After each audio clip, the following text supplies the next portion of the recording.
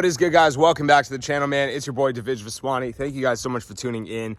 I love hopping on this channel. I'm going to be sharing with you guys why I quit my $125,000 job and why it was literally the best decision I've ever made in my life, right? So I guess for some context, this is not my house, but we're in an Airbnb in Arizona. We're here for the Jake Paul Anderson Silva fight.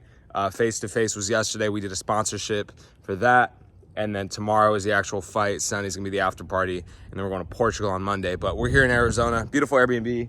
We got the two whips. Shout out to Yizzo with the, what is that? Audi A5. And then I got the Tesla Performance Y, which is, it's cool. You know, it does the job. It's a good travel car. But anyways, I digress.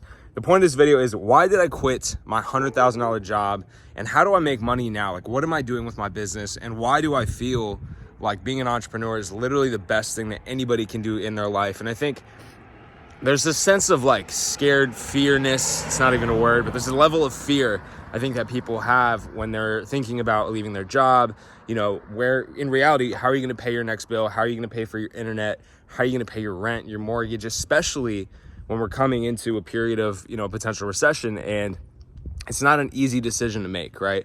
And I think for younger people like me in our you know, mid-20s, it's a lot easier to make those decisions. But, you know, I think even in your 30s, 40s, and 50s, I could see myself, you know, if I ever ended up in a job, which would never happen, frankly, you know, I think I would go for it, right? And I don't think those of you guys that are watching that are maybe 40, 50, 60, 70, I don't think it's too late, right?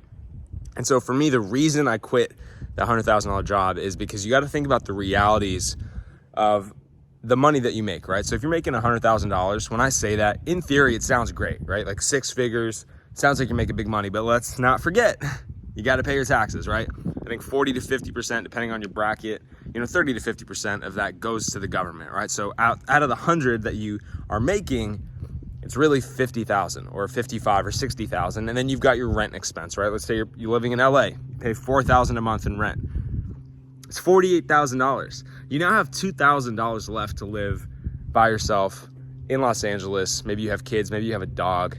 How are you gonna pay your bills? How are you gonna eat food? How are you gonna go out and enjoy your life, right? So that stuff is not sustainable. It's not sustainable to live, in my opinion, especially in California, on $100,000, right? And so that's the reason why I quit my job, because I learned that the government is gonna take half my money, and it is what it is. There's nothing I can do unless I decide I don't want to pay taxes. But guess what? They're going to find out, right? And they're going to come after me, and then I'm going to owe them